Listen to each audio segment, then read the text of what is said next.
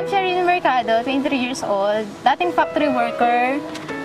2 years din ako doon and 1,000 lang yung sinasahod ko doon. Siyempre, hindi rin kasya sa family namin.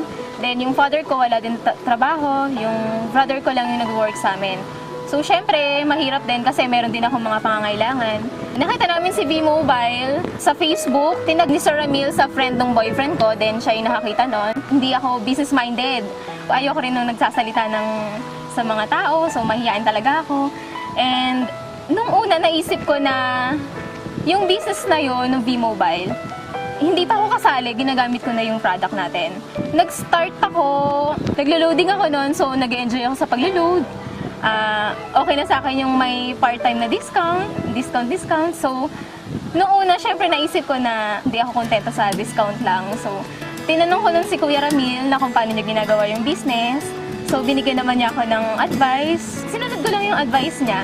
Then, nag-start na ako. Talagang tinutukan ko na yung V-Mobile.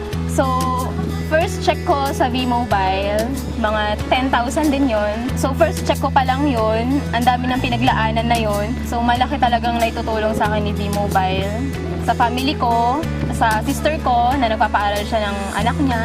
Then, sa mga bills. So, ako na lahat na gumagastos sa bahay. Naitulong sa akin ni V-Mobile. Napundar ko, laptop, cellphone, yung mga dating wala ako, Digicam. So, maliliit lang yun, pero syempre, dahil kay V-Mobile, parang syempre napaka-importante nun. Tsaka, yung sa araw-araw namin, syempre hindi na mahirapan yung parents ko na humiram ng pera sa ibang tao, na umutang. Tapos, yung ate ko, natutulungan ko din. Then, sa sarili ko, nakakapag-savings na ako.